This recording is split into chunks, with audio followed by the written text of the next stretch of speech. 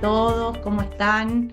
Bienvenidos a la primera charla del año de este 2025 y hoy tenemos el honor de arrancar este año las charlas con el doctor Sergio Verbanás. Hola, hola. Teníamos ¿Cómo les muchas va? ganas de hacer esta charla. Acá está Sergio. Muchas gracias, Sergio, por sumarte. Les voy a contar, él es infectólogo, forma parte del staff de infectología del Hospital Británico y además es jefe de docencia también del Hospital Británico. Bueno, Sergio, nosotros surgió esta charla un poco para contar, muchas veces hay consultas, se deriva a las personas con el diagnóstico a un infectólogo y está bueno entender por qué pasa. Así que el doctor Verbanás nos va a ayudar con este tema. Muchas gracias, Sergio, por estar hoy con nosotros y por compartir este espacio. Y gracias a todos por sumarse también.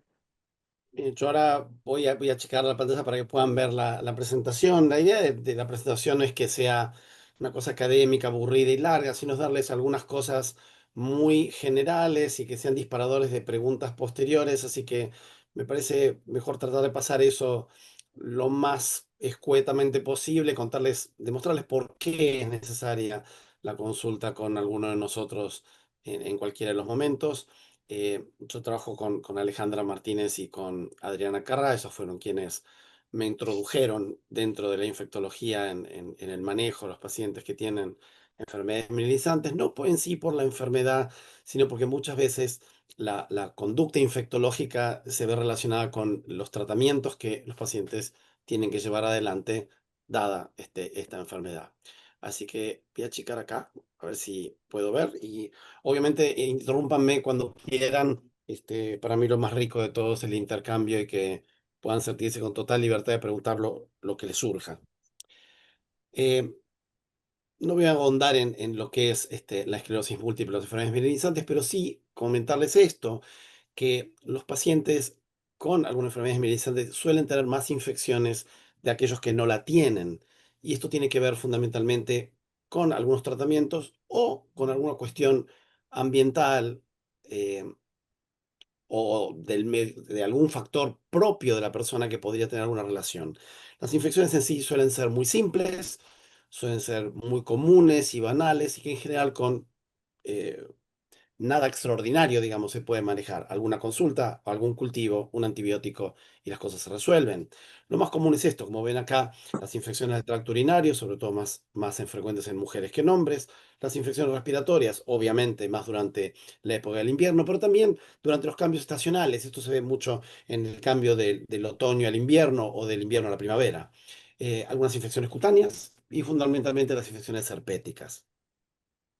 Lo que sí sabemos entonces, y esto creo que muchos de ustedes seguramente lo tienen muy claro, que no tiene que ver con la enfermedad en sí, sino fundamentalmente con los tratamientos. Y esto va a condicionar no solo la probabilidad de desarrollar algún tipo de infección, sino también la respuesta inmunitaria que pueden tener el paciente que se ve tratado con estos medicamentos y que tiene que recibir alguna vacuna. Por eso muchas veces lo ideal es tratar de vacunar al paciente antes de empezar la terapéutica, pero muchas veces sabemos que eso no es posible. Por lo tanto, ¿qué es lo que tenemos que hacer? ¿A todo el mundo hay que hacerle todo? No, la consulta lo que nos va a permitir es, de acuerdo al tratamiento que se propone, qué test son los que deberíamos hacer al paciente. Ahí ustedes van a ver una batería muy grande, van a ver un montón de cosas y todo eso me tienen que hacer a mí. Y yo voy a empezar por este costado. Eh, lo que necesitamos saber es un hemograma común y silvestre, es un test de sangre que nos va a mostrar qué tipos de linfocitos y cuántos glóbulos blancos tenemos en general. Dentro de este parámetro hay un dato importante, sobre todo si el paciente ya viene tratado, es unas células determinadas, son las células CD4. Esas células se pusieron en boga cuando apareció el VIH. Y no sé, es un marcador, no es un indicador de cuál es la respuesta que ese paciente puede llegar a tener a las vacunas futuras que tengamos que dar. Por otro lado, tenemos que hacer una buena historia clínica, saber qué infecciones tuvo ese paciente o qué infecciones está cursando. El tema de saber si tienen alguna reactivación con algún herpes perioral, que es terriblemente común. Más del 70% de la población mundial tiene algún contacto con algún herpes. Hacer una PPD, la PPD nos va a mostrar si ese paciente tuvo contacto con la tuberculosis. La PPD, si ustedes se acuerdan, es una inyección que se hace en el brazo y tiene que volver la persona entre 48 y 72 horas a ser leído por la persona que inyectó para ver cuál es la respuesta. Y por otro lado, y esto va a tener que ver con datos generales del paciente y datos en los cuales vayamos a tener que eventualmente vacunar. Por un lado, la hepatitis B. Yo ahora voy a charlar con ustedes mostrarles cómo algunas terapéuticas tienen mucha relación con la hepatitis B, otras la varicela. Hay determinados tratamientos que pueden llegar a necesitar que implican que el paciente tenga anticuerpos para varicela antes de empezarlo. En caso que no los tenga, debe vacunarse antes de empezar la terapéutica, porque sabemos que con determinadas drogas, si no tiene contacto con la varicela o no tiene anticuerpos y empieza esas drogas, las chances que adquiera una infección por varicela son mayores y por lo tanto van a ser más graves. Por otro lado, va a tener que ver con algo que les voy a mostrar en un ratito, que tiene que ver con vacunas como la de rubiola, sarampión. Ustedes sintieron seguramente recientemente que durante este año hay un brote de sarampión, no solo en Argentina, un brote en Estados Unidos, en Europa, en los cuales hay más casos, simplemente porque las poblaciones dejaron de vacunar. La pandemia nos pegó mal y no se han recuperado las tasas de vacunación que teníamos antes de eso. Esto va a ser como una cosa muy grande, pero lo único que quiero con esto es mostrarle algunas cosas. Ahí tienen distintos medicamentos, distintas drogas que se utilizan para el tratamiento de esclerosis múltiple o algunas otras enfermedades minimizantes, pero esto, por ejemplo, un medicamento ustedes seguramente algunos de ustedes pueden llegar a conocer, que es el Fingolimod, tiene una relación muy importante con muchas cosas, pero fundamentalmente con las infecciones herpéticas. Esto que les decía, si el paciente no ha tenido contacto con la varicela, tenemos que protegerlo antes de poder brindarle esta medicación. También el de metilfurmato, que es una medicación que en general no tiene mayores complicaciones infecciosas, pero sí sabemos que favorece al herpes zóster. Lo mismo con el ciponimod y medicamentos similares a esto. El oxinimod y demás son de la misma familia, entonces actúan de la misma manera. Por otro lado, la clarivirina, por ejemplo, que también algunos de ustedes pueden estar recibiendo, produce una linfopenia. Esa linfopenia nos va a diferir la respuesta que puedan tener a no solo las vacunas comunes, una antitetánica, por ejemplo, sino a algunas vacunas específicas que podrían llegar a necesitar. Por otro lado, los UMAP, tanto el ocrelizumab como el rituximab, son medicamentos que van a tener un impacto muy grande en el tema de la hepatitis B. Si el paciente no tiene anticuerpos, debemos vacunarlo para que no adquiera la infección durante el tratamiento. Y si el paciente ya está contagiado por hepatitis B, no es una contraindicación a recibir el tratamiento. Requiere los medicamentos, los puede recibir, pero tenemos que estar muy atentos. El infectólogo tiene que estar muy, muy atrás de esto para que no reactive la infección por hepatitis B crónica que puede tener ese paciente o latente que al bajar la respuesta inmune, la respuesta de defensas que tiene esa persona por los medicamentos, puede hacer que la hepatitis B se transforme en un problema. Por no aburrirlos, les quiero mostrar esto. Esto es un pantallazo general de la población de pacientes que yo tengo el gusto de seguir en este sentido. Cuando yo los vi por primera vez, lo que quiero mostrarles acá es que uno a veces cree que tiene anticuerpos de todo. O sea, el por qué tienen que venir a vernos, por qué podemos ayudarlos. Por esto, porque uno a veces puede estar vacunado. Yo tengo pacientes que vienen y dicen, pero yo tengo el esquema completo, tengo mi carnet de vacunación, recibí las 2 dosis de hepatitis A, recibí mis 3 dosis de hepatitis B, pero fíjense, en la evaluación inicial, la mitad de los pacientes, casi 2/3 de los pacientes tenían respuesta, pero una mitad, un 40%, no lo tenían, a pesar de tener un esquema de vacunación adecuado. Y esto tiene que ver con lo que se llama o fallo primario al esquema de vacuna o un fallo secundario. Fallo primario es cuando alguien le dio la vacuna y no respondió. Típico de la hepatitis B. El 5% de toda la población que vacunamos en un esquema no responde. Sabemos que esto es normal que fracase. Entonces, ¿qué hacemos? Tomamos a esa segunda población y los revacunamos. Segundo esquema. Y ahí vamos a tener el 95% de respuesta de ese 5% de respuesta. Achicamos la brecha, menos gente va a estar sin defensas. Con hepatitis A tiene que ver con que muchos de estos pacientes tienen entre 35 o más años y la vacuna no existía en la niñez. Hoy día todos los que tienen menos de 20 sí están vacunados y la tasa de respuesta de esta vacuna en la niñez es mayor al 95%. Pero por otro lado tenemos enfermedades en las cuales sí nos preocupan mucho, que son estas cuatro, Entonces, la enorme mayoría, fíjense que el 92, el 87 de papera, el 92 de rubiola, el 98 de varicela, todos tenían anticuerpos. Era muy poca la población que no tenía anticuerpos. ¿Y por qué es importante esto? Porque estas vacunas son vacunas a virus vivos atenuados.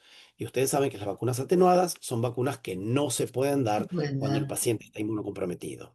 ¿Por qué? Porque el paciente esta vacuna, al ser incorporada al organismo, actúa como el sistema inmunitario no lo puede detener, no lo puede reconocer como algo adecuado y al contrario, esa vacuna produce un daño Tiene peor alguna. que si se hubiera contagiado.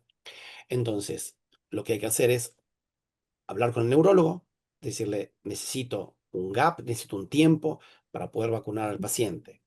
Con rubiola y paperas no tenemos mucho problema porque es una única dosis, retrasamos ante la primera consulta, lo vacunamos inmediatamente, son vacunas que están gratuitas, disponibles en cualquier vacunatorio, y a los 30 días de eso podría empezar la terapéutica. En cambio, tanto varicela como sarampión implican dos dosis, tienen que darse 30 días separados una de la otra, y para que me entiendan, yo el primero del mes podría dar la primera dosis, el primero del mes siguiente, no sé, el primero de junio podría dar la primera, el primero de julio, la segunda, y debería retrasar el inicio de la terapéutica hasta el primero de agosto.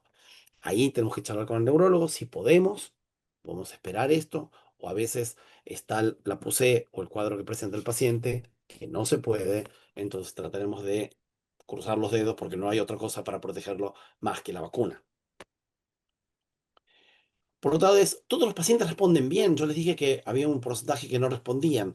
Entonces, lo normal es hepatitis B, por ejemplo, con un segundo esquema, tenemos un porcentaje grande de pacientes que respondieron y otros no. Entonces, pasamos a una nueva estrategia, algo diferente, que no se hace en todos los pacientes, solo en algunos.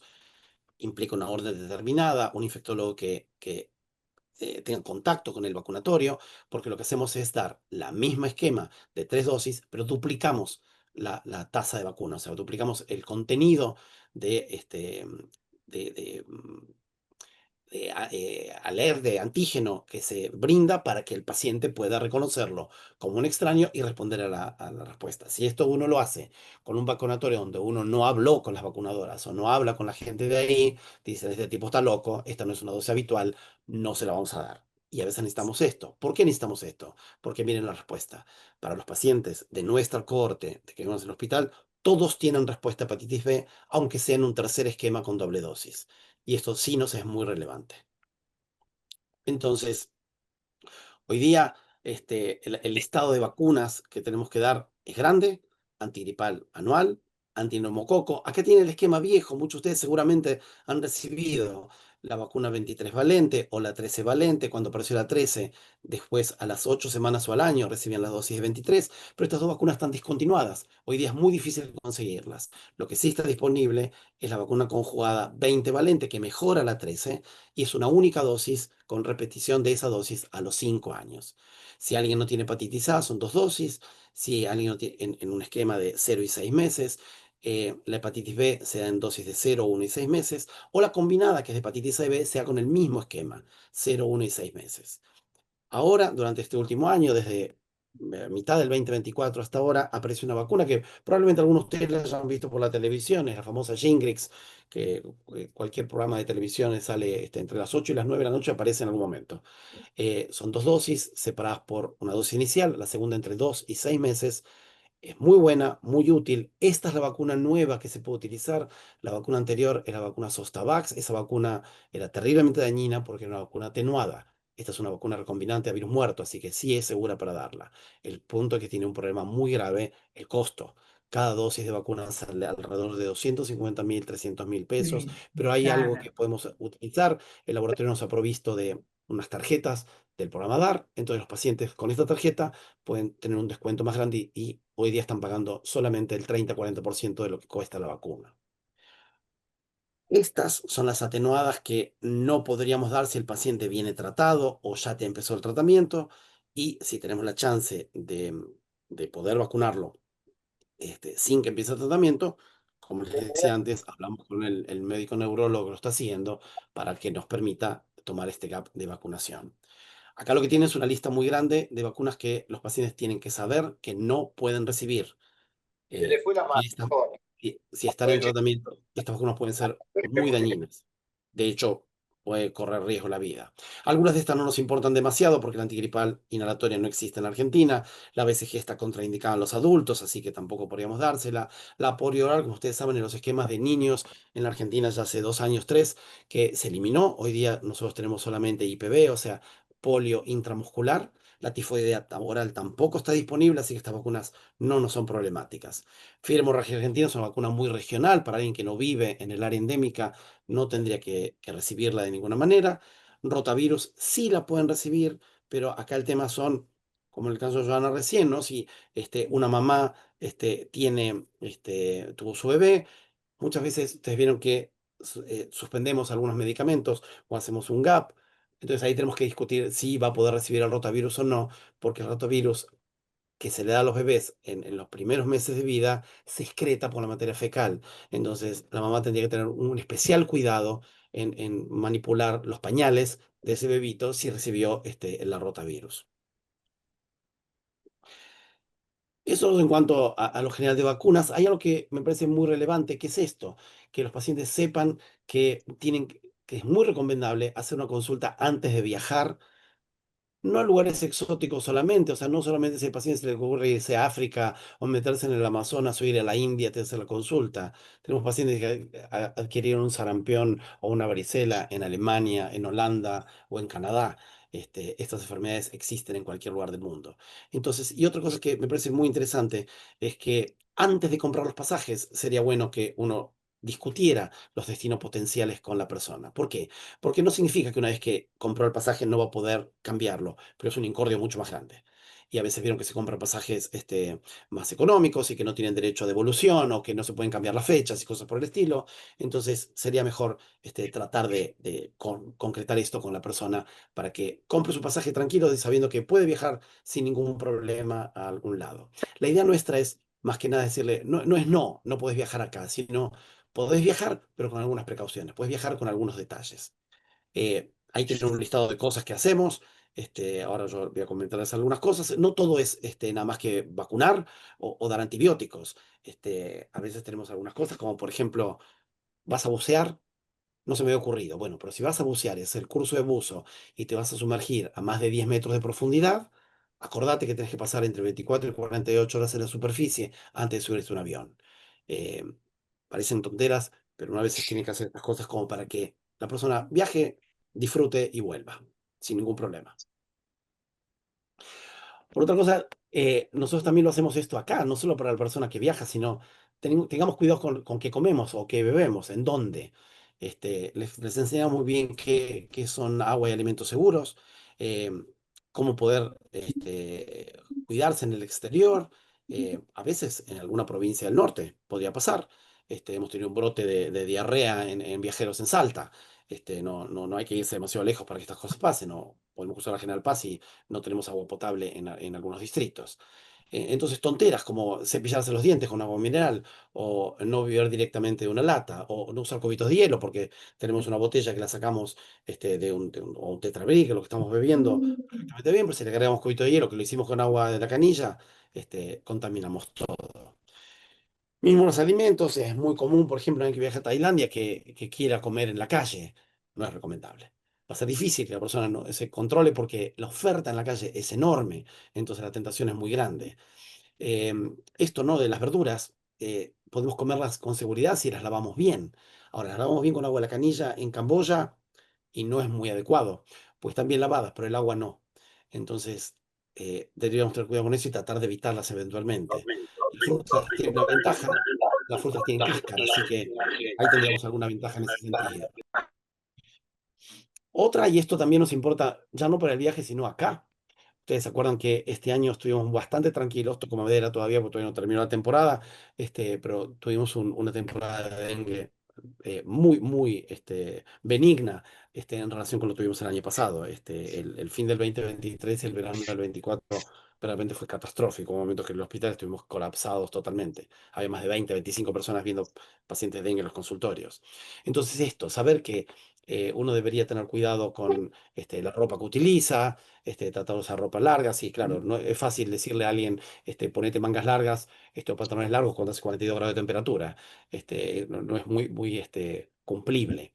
El uso de los repelentes, uno dice, sí, yo usé el repelente. Sí, claro, pero si me lo puse muy por delante y no me lo puse detrás de las rodillas o en la espalda o en los codos, puede ser lugares donde me piquen los mosquitos, en los tobillos, es muy común esto. En los pies, en el empeine, nos ponemos el repelente, pero no detrás de los tobillos. Y ahí es donde nos pican.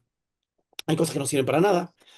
Hay mucho mercado de vender esto de muñequeras, tobilleras, y que nos van a proteger, no sirven para nada.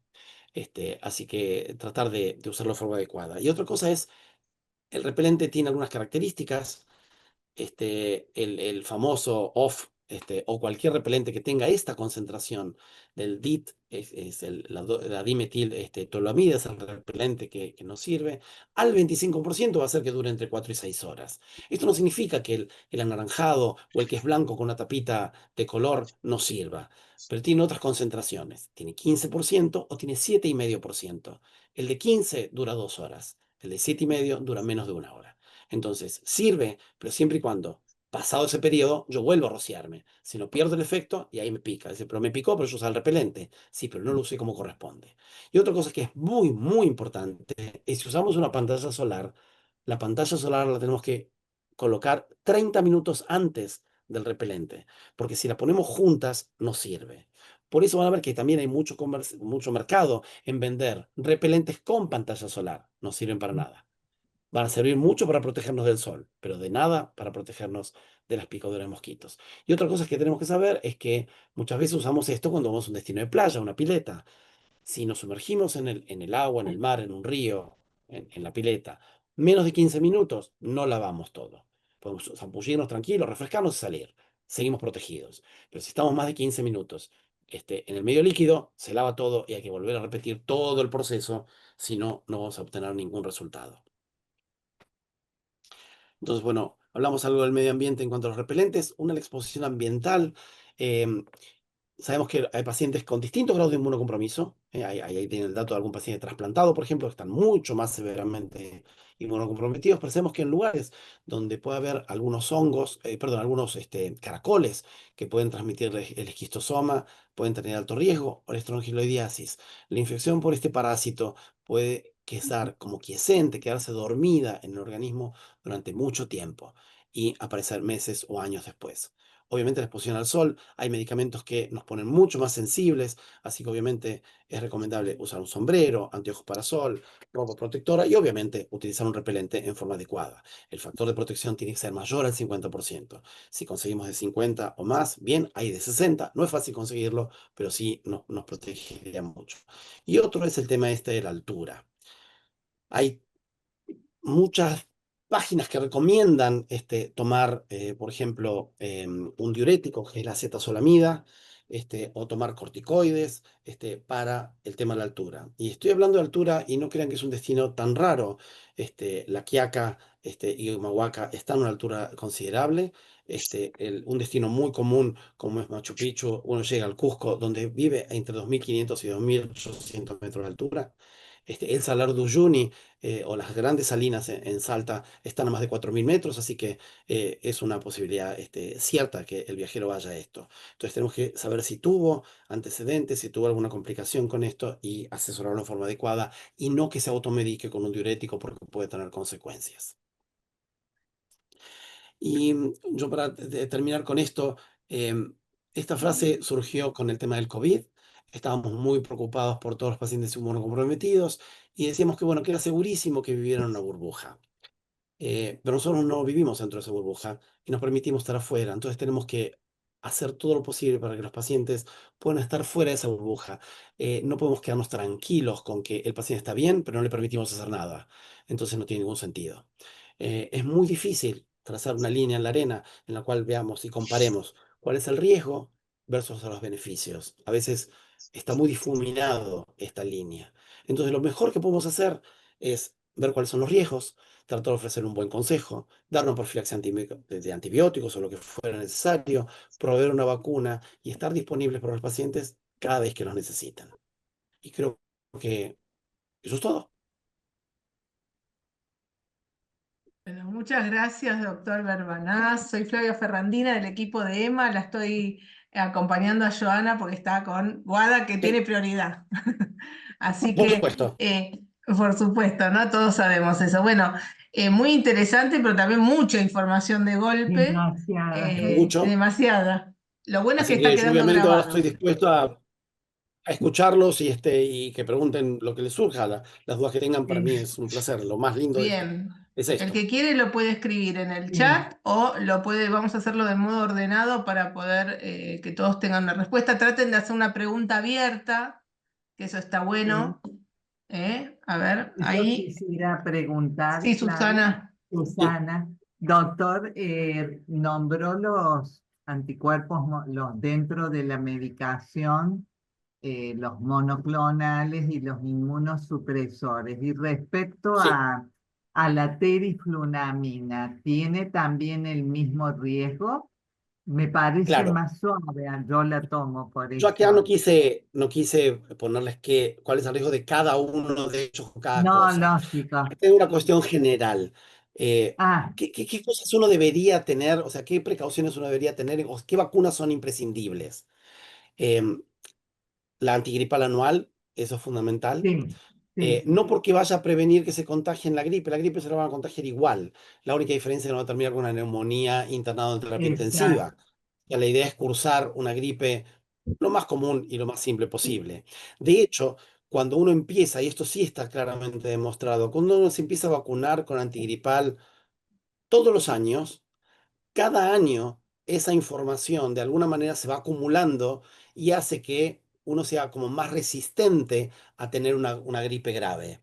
No es lo mismo tener una sola dosis un año, porque uno la recibió, no sé, el 2024 o ahora el 2025, que hace una macana que tenga esta enfermedad hace 6 7 8 años y se viene vacunando hace 10 años atrás. Entonces, Claro. esa persona, si mantiene ese ritmo de una vacuna anual, probablemente tenga menos chance de complicaciones. La otra cosa es el tema de la vacuna de la neumonía. Sabemos que la neumonía Sí, neumocóxica, por un lado, es la edad sola, sin ninguna enfermedad, después de los 65 años conlleva un riesgo. Dentro de los 2 o 4 años a los 64 tiene que ver con algún factor de riesgo, en este caso la medicación. Y claramente sabemos que todas, absolutamente todas, salvo el acetato de glatiramер o el interferón alfa, el resto, todas tienen un riesgo de neumonía neumocóxica mayor.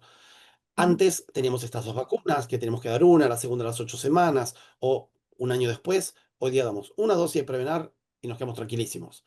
O exacto. sea, se ha simplificado en ese sentido. Por otro lado, viene el tabú de las famosas vacunas de COVID. Ok, Por un lado, obviamente, nosotros tenemos pacientes que han recibido vacuna de COVID. La recomendación en un paciente que tiene 3 dosis de vacuna y 2 refuerzos, o sea, 5, es pasarlo a un refuerzo anual.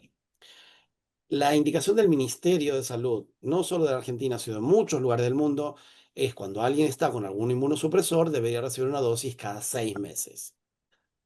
Yo, y esto, bueno, lo estoy diciendo públicamente, hay gente que se va a enojar conmigo por esto que yo voy a decir probablemente.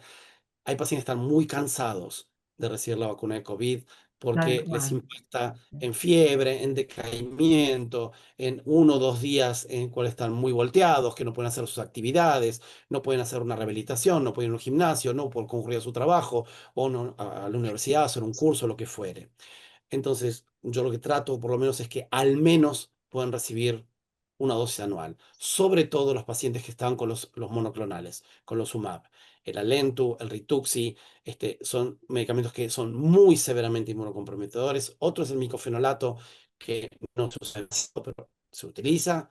Y después ver el caso del paciente. Hay pacientes que reciben diversas medicaciones y lo que hacemos es un control anual de un hemograma con linfocitos y CD4.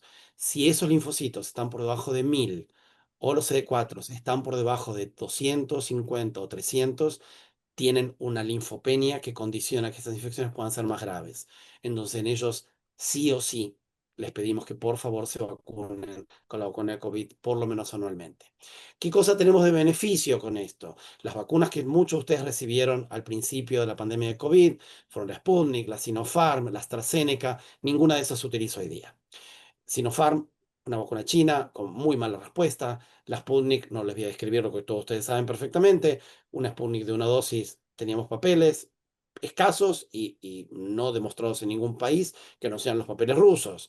O sea, es una vacuna que no tenemos información adecuada. Si no fue mejor a los que no recibimos, yo recibí 2 dosis de Sputnik, obviamente acá estoy, me fue mejor que no haber recibido ninguna, pero nos hubiera gustado recibir vacunas que estuvieran demostradas, que fueran seguras y efectivas.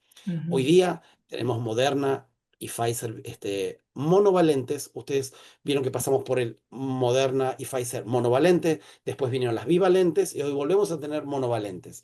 Esas monovalentes son porque ya no condicionan la cepa Wuhan, la cepa china famosa que tuvieron al inicio, sino que tienen las últimas cepas, las últimas coletazos del Omicron, y esas son las más adecuadas que tenemos para recibir. Hay un Ok. tema que también es cierto, es que hay pacientes que han desarrollado cuadros de esclerosis múltiple, tal vez relacionados a la aplicación de la vacuna de COVID. Hay algunos pacientes que, de hecho, algunos de los pacientes que yo estoy siguiendo, que esta fue la situación. Es muy difícil a veces demostrar que lo fue, pero cuando no hay una causa clara, y sabemos que en las enfermedades desmielinizantes es muy difícil saber cuál es la etiología, si fue una infección por un Epstein-Barr, o fue una infección por un citomegalovirus, o por alguna cosa bacteriana, o algún medicamento, o factores ambientales. Si uno no sabe cuál fue la causa y cree que puede haber sido la vacuna, obviamente nadie va a ser tan necio de seguir administrando vacuna de COVID en alguien donde creemos que la vacuna de COVID puede haberle pasado. En los pacientes que esto no es así y que la enfermedad ya la traían de por sí por otra causa, creo que la vacuna sí es beneficiosa. Ok. Por último, los Un que les pedido, decía, si puede sí, sacar la presentación para vernos más todos en la oh, pantalla, perdón, así. ya la dejo de Sí. compartir, perdón, no me di Está cuenta. bien. No, no, está Sí, bien, para tener más. Y los CD4 es siempre dentro de la rutina, hay que pedirlo, hay que hacerlo también. siempre. Ah, Espérense que ah, logre Ujú. cerrar esto. Ya está ¿Ya está? perfecto, genial. está ¿Listo? Sí, Ahora sí, sí. perfecto buenísimo. Ah, ahora. perfecto. Sí, Así Gracias, nos vemos. hay María Gracias. Nérida, gracias Susi. María Nérida consulta si puede ampliar un poquito el tema de la vacuna COVID. Perfecto. A ver, les diría lo siguiente. Si han recibido, como les decía, 3 dosis en algún momento de alguna vacuna y reciben 2 refuerzos más y no se han dado una vacuna en todo el 2024, vacúnense. Creo que es necesario. La vacuna está disponible en cualquier vacunatorio público de cualquier lugar del país. No, la vacuna no está disponible ni la Pfizer ni la Moderna para compra, para la venta, digo, en cualquier farmacia. Em, en ciudad, por ejemplo, lo que hay que hacer es ingresar, acá en Ciudad de Buenos Aires, ingresar a la página del gobierno de ciudad, porque cambian los vacunatorios todo el tiempo. Ustedes se acuerdan, algunos de ustedes viven acá en ciudad, uno de los vacunatorios más grandes que había era en el Centro Islámico, ahí en Palermo, pero por ejemplo el Centro Islámico dejó de vacunar a los adultos hace unos meses. Estaban vacunados a pediátricos y creo que ahora no están vacunando a nadie. Entonces los CESAC, si tienen algún CESAC cerca de su casa o algunos hospitales públicos, pueden acercarse sin ningún turno. En algunos municipios sí piden por cuestión de organización que uno tome el turno, pero la gente en general está vacunando poco para COVID, las vacunas están disponibles, así que es muy fácil acceder a ellas. Las 2 vacunas que les decía, tanto la Pfizer como la Moderna, son muy seguras, tienen muchos efectos adversos menores a los que tenían las vacunas iniciales. Esto de la fiebre, el decaimiento y demás de las 24 horas se ve mucho menos. Así que por lo menos si no han recibido vacunas en el último año, traten de actualizar ese esquema con una vacuna anual. Ok. Ahora bien, Ahí, salvo que... Ah, Emanuel, una cosa más. Un temor que puede surgir es la famosa vacuna AstraZeneca. Es muy probable que, sobre todo quienes de ustedes son mujeres, hayan recibido AstraZeneca, porque AstraZeneca era la vacuna que se reservaba para las mujeres más que para el resto de la población. La AstraZeneca en algunos casos produjo tromboembolismo de pulmón o casos de trombosis. Sí. Esto ya lo sabíamos hace mucho tiempo atrás. Inglaterra lo reportó enseguida. La vacuna es británica. Y obviamente ante el paciente con las dudas se dejó de usar. Hoy día la vacuna, quédense tranquilísimos, en ningún lugar que vayan les van a dar AstraZeneca, porque hace más de 1 año y medio, casi 2 años, que la vacuna no está disponible en ningún lugar del mundo. La vacuna se sacó de circulación totalmente. ujú. Em, Así que creo que uno puede actualizar el esquema con vacunas seguras cuando puedan. Bien, ahí Emma, el doctor te acaba de contestar. Paso a la pregunta de Paula, que si se puede combinar la vacuna de COVID con la antigripal y la de Bien, neumococo. Perfecto. Cualquiera de las vacunas que charlamos, todas estas que hablamos, se pueden combinar cuando quieran. En el inicio de la vacunación para COVID, probablemente muchos de ustedes supieron que tenían que darse una vacuna de COVID después de 30 días de haberse dado otra y tenían que esperar 30 días para darse la siguiente. Eso porque no sabíamos nada. No teníamos información. Entonces, por seguridad, la espaciamos las famosas 4 semanas en las cuales separamos las vacunas. Ujú. Cualquiera de estas vacunas se pueden dar juntas, separadas por un día, separadas por una semana y demás. Ahí depende. Si uno tiene premura y tiene emergencia porque el paciente tiene una puse de la enfermedad, hay que cambiar el esquema de tratamiento y necesita ser vacunado con celeridad, uno trata de darlas todas juntas. En el caso de que no sea así, yo soy partidario de no darlas todas juntas porque eh, yo lo charlaba con Joana al principio, esto antes que entraran todos. A mí me da la sensación de que si un paciente lo acabo de conocer, charlo con el paciente y le doy una lista de 6 cosas y 6 vacunas que tiene que aplicarse, probablemente salga corriendo y no vuelva más al consultorio. Y yo quiero que cumpla con su esquema. Entonces, a veces menos es mejor que más. Entonces, capaz que 2 dosis este mes, una dosis o dos el mes que viene, y vamos, porque a veces cuando uno hace el diagnóstico de esto, no les voy a contar a ustedes recibieron sus diagnósticos, les cae un balde de agua fría, es un montón de información junta, un montón de temores, o sea, cómo me voy a ir con esta medicación, por qué esta y por qué no otra, cómo voy a reaccionar. Entonces, bueno, uno puede recibir las cosas y tratar de alguna forma negociar con el paciente. Hay pacientes que dicen, no, deme 5 cosas juntas, yo me quiero llevar todo hoy, o yo no quiero saber nada con ninguna vacuna, entonces tenemos que tratar de dar de a una a la vez para tratar de ir convenciéndolo y demostrarle que son necesarias y lo vamos haciendo en forma paulatina. Bien. Hay vacunas que digo, no se pueden dar juntas, estas vacunas atenuadas, esto que le decía del sarampión, la rubiola y demás. Ahí estamos en un problema porque si yo tengo que darle a un paciente sarampión y varicela, por ejemplo, es un problema, porque son 2 vacunas atenuadas, son 2 vacunas que no pueden el paciente empezar su tratamiento hasta que no terminemos el esquema. Entonces hay que tener una logística muy buena, que es el mismo día que damos la primera dosis, tiene que recibir las 2 dosis de las dos. O sea, varicela y sarampión juntas el mismo día. No puede recibirla hoy una y la otra mañana. La segunda que recibe al día siguiente, la respuesta de lo que se llama el interferón, que es la respuesta de anticuerpos que va a generar esa persona, va a ser muy mala. Entonces, vamos a estar vacunándolo con algo que no va a servir. Vamos a testear anticuerpos posteriores y no vamos a tener ningún resultado.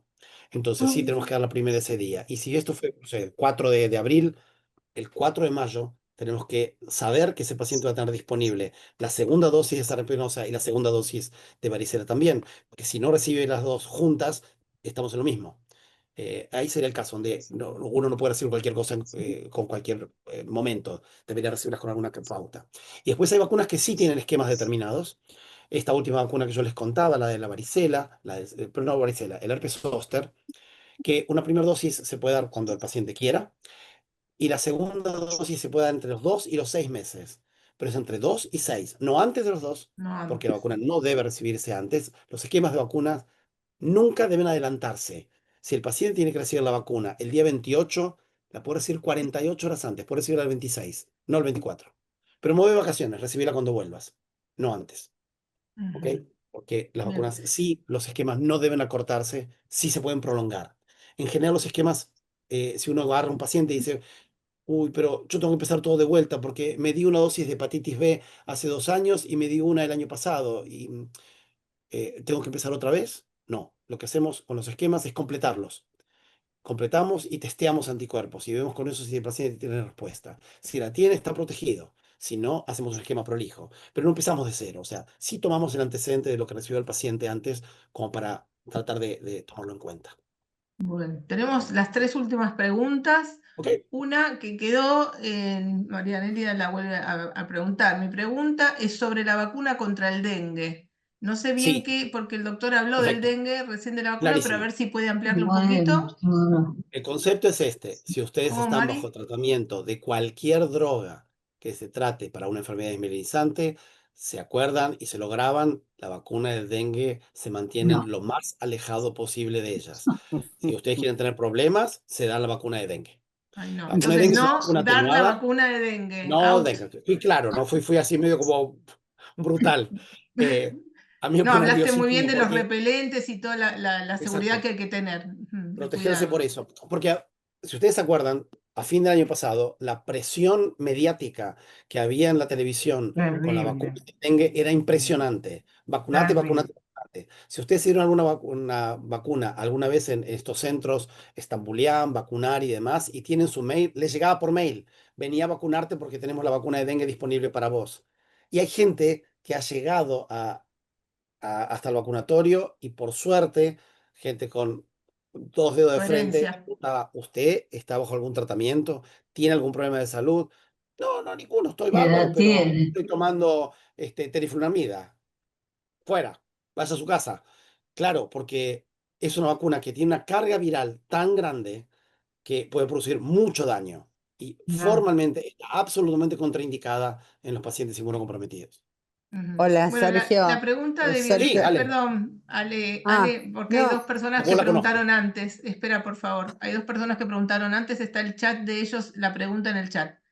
Sí, Eh, Así que tercera pregunta tuya después, Alejandra, y la última. O una persona pregunta acá, perdón, Violeta, quiere saber cómo debería ser para saber si todas las vacunas que me di han surgido efecto en mi organismo. perfecto. Gracias. Perfecto. A ver, como yo les decía, en la primera consulta lo que yo hago es pedirle al paciente una serie de laboratorios, que es un hemograma con los CD4 famosos y anticuerpos. Y eso a mí me muestra con qué historia viene. Si el paciente tiene los anticuerpos ahí, por ejemplo, que yo hago esta serología y hepatitis A, hepatitis B, rubiola, papera, sarampión, varicela, todo esto que dijimos, tiene anticuerpos, nos olvidamos para el resto de la vida. Cuando un paciente desarrolló anticuerpos, esas defensas le van a servir siempre. De hecho, a los pacientes les digo, este análisis que hicimos, guárdalo con vos. No lo tires, no lo pierdas, porque esto demuestra que vos tenés anticuerpos y que no necesitas más repetir el análisis tampoco. Si uno dentro de 3 años se le ocurre decirte, vamos a hacerte anticuerpo de vuelta. ¿Para qué? Si yo ya los tengo. Entonces no los necesito. Y tampoco que me sigan dando más vacunas de estas, porque ya tengo anticuerpos. Entonces no necesito más pinchazos.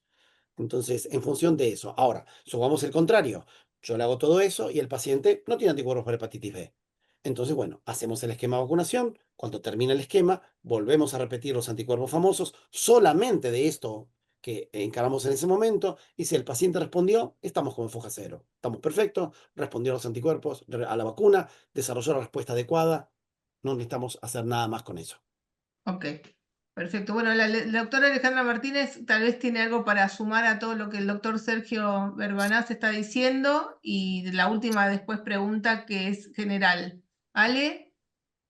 Sí, primero agradecerte, Sergio, no solo por la charla, sino por todo lo que nos ayudás todos los días.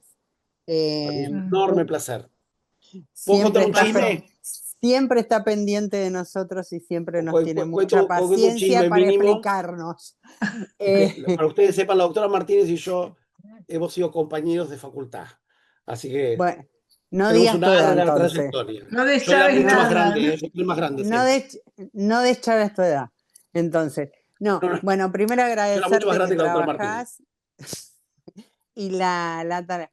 Una cosa que siempre nos preguntan los pacientes es los que se Sí, van al norte de Brasil, a la Amazonia. sí, perfecto. Con respecto a la fiebre amarilla, que nosotros aprendimos de vos que no hay que dársela a los pacientes también que están inmunocomprometidos o con algún tipo de Miren, tratamiento. es buenísima la Eh, pregunta. Porque uno tiene con esa idea de decir, yo no puedo irme de vacaciones a Brasil. Y eso es un error. Por esto que yo les contaba, o sea, a mí me da bastante fastidio decirle a alguien, no podés hacer esto. No podés hacer Brasil en el Amazonas. Y la ujú. verdad, seamos honestos. O sea, la Amazonia, ¿qué es? Meterse en un barco, hacer un crucero por el Río Negro o irse a pescar. La verdad, uno puede ir a Brasil, a otros lugares, sin necesidad de meterse en el medio del Amazonas. Ya. Pero hemos tenido casos determinados. El norte de Brasil, por ejemplo, desde hace unos años está libre. Y norte me refiero Recife, Natal, Pipa, João Pessoa, Fortaleza, Maceió. Son lugares donde uno puede tener buenas playas, buenos accesos, y no tiene ningún riesgo en cuanto a esto. Sí, el único problema es que está más al norte, entonces los pasajes de avión son más caros, entonces, bueno, eso encarece un poco el tema. La costa tiene fiebre amarilla desde el frontera con Uruguay hasta el norte de Salvador Bahía. Ahora, es imposible y ahí depende. Hay pacientes que me dicen, me voy a Río de Janeiro. Bárbaro. ¿Qué vas a hacer? No, me voy a Río. Perfecto. Entonces, si vas a Río y estás en Leblon, en Copacabana, en Ipanema, y haces hotel, playa, playa, hotel, hotel, playa, playa, hotel, bárbaro. No, mira, tengo unas ganas locas de irme a Isla Grande, ni se te ocurra. Porque en Isla Grande y La Vela está lleno de monos con fiebre amarilla. Y ahí es el riesgo. Entonces, sí podés ir con algunas cosas. Tengo que ir a trabajar a San Pablo, anda tranquilo. Pero me exigen la vacuna. Brasil no le exige vacuna a nadie. De hecho, Brasil tiene un problema interno. Si ustedes son brasileños y viven en Río de Janeiro y van al Amazonas, nadie les pide nada. Y el tema que se contagie esa persona la fiebre amarilla estando en la Amazonia es un problema privado de la persona para el Brasil. ¿Se entiende? Nadie les va a pedir un carnet de vacunación. Entonces está la fantasía esta. Tengo que ir al aeropuerto y me van a exigir la vacuna y cuando llegue a Brasil me van a mandar de vuelta. Nada de eso es cierto. Entonces, ¿dónde está el riesgo? Y si me voy un morro, si me meto en Florianópolis y ando de morro en morro, y ahí sí tengo un riesgo, porque en esta cosa selvática, de esta sabana, de esta cantidad de vegetación, ahí sí puede haber los mosquitos que transmiten, que son los mismos aedes que tenemos nosotros, o algunos abetes que son los mosquitos de la zona más fuera de la ciudad. ¿Por qué el punto es este? Porque no existe la fiebre amarilla en las ciudades en América, sí en los afueras de las ciudades. Entonces no existe la fiebre amarilla urbana. Distinto es en el otro lugar donde hay fiebre amarilla, que es África. En África sí hay fiebre amarilla en las ciudades. Entonces si uno va, no sé, a la capital de Nigeria, que es Abuja, o en Dakar, o lugares donde hay fiebre amarilla, en las ciudades hay.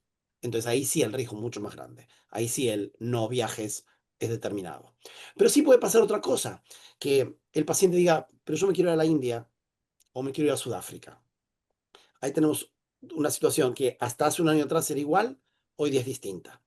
Son lugares donde no hay fiebre amarilla, pero que para poder viajar me exigen un certificado que diga que yo estoy vacunado. Bárbaro, pero somos pacientes que no podemos vacunarlos.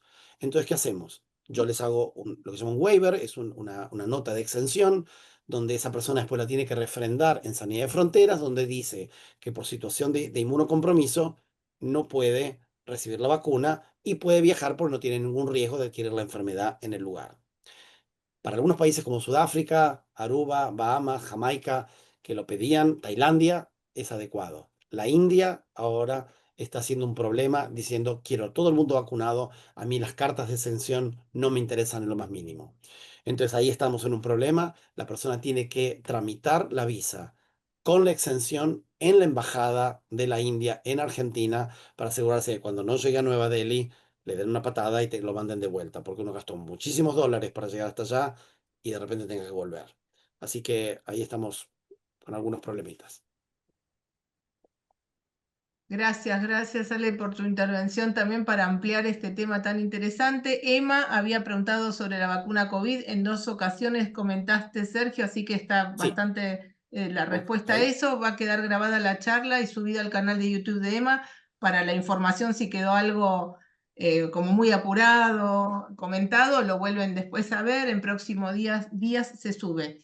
Hay una consulta sobre la vacuna contra el herpes. ¿Puede generar desmilinización No, está en demostrado quien que no. tiene esclerosis La de múltiple? herpes zóster estamos hablando. Sí. Sí.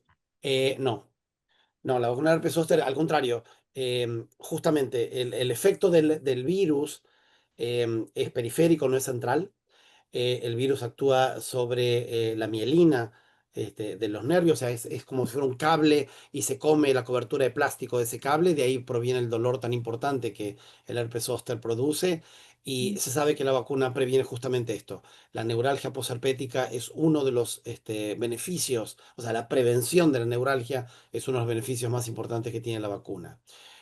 Obviamente ustedes me dicen, hay trabajos randomizados, doble ciego, o sea, los parámetros que pedimos en cualquier estudio de investigación sobre poblaciones inmunocomprometidas, no, pero es probable que tampoco los haya. Ujú. Entonces, la información que tenemos sí es adecuada, sobre todo partiendo de una vacuna que no es una vacuna atenuada. Si fuera una vacuna atenuada, tendríamos muchas más precauciones porque tienen otra forma de actuar sobre el organismo. Perfecto. Bueno, las orejas, ¿no? Así, la cabeza llena de Sí, no, información. los dejé Genial, genial. sordos. Gracias. Nos Sí. venía muy bien porque es un tema, digamos, que todos pasan por la parte de infectología, pero pocas veces teníamos como algo tan puntual hablado, así que nos encantó. Siempre los neurólogos y las neurólogas que nos aportan información lo traen, pero no con tanta precisión como hiciste esta vez, así que para nosotros es un lujo tenerte. Gracias, Alejandra, también por haberte sumado y aportar a este equipo del Hospital Británico que nos trajo todo esto hoy. Yo les Cualquier digo inquietud que una tienen nos mini escriben un cosa. mail. Yo estoy viendo los nombres de algunas personas yo las conozco, estoy viendo algunas caras de gente conocida, y bueno, creo que lo más importante es, a ver, creo que la relación del médico con su paciente es fundamental. Si hicieron una consulta con alguien y no se sintieron cómodos, no se queden con que, bueno, entonces no veo a nadie. Cambien de médico, busquen a alguien que los contenga, busquen a alguien que esté disponible para ustedes, que los ayude, que necesitan esto. Entonces, si no hubo rapport, ¿por qué puede pasar? Porque alguien tuvo un mal día o lo que fuere. Busquen, no se queden con eso de no me gustó, entonces no veo a nadie, ¿para qué me voy a dar esto? A mí no me importa nada. Yo hasta acá estuve bien, nunca me engripé. Todo está bárbaro, pero Es digo, verdad. traten de congeniar. No significa que yo soy buenísimo ni que soy nada. Creo que uno tiene que tratar de tener un rapport. Y si ese rapport se genera, bárbaro. Y si no, buscamos otro. Buenísimo, es verdad. Y desde Bueno. EMA podemos orientar tanto en espacios públicos como privados sobre los profesionales especializados. Así que bueno, gracias de todo corazón de parte Un del equipo placer. de EMA y a todos los que hoy se sumaron. En breve la charla quedará grabada y subida al Bueno, canal de gracias. YouTube. Beso enorme. Bien. Gracias, Sergio, de todo Adiós. corazón. Gracias a todos. Gracias, Gracias por la Ana. invitación. Chao.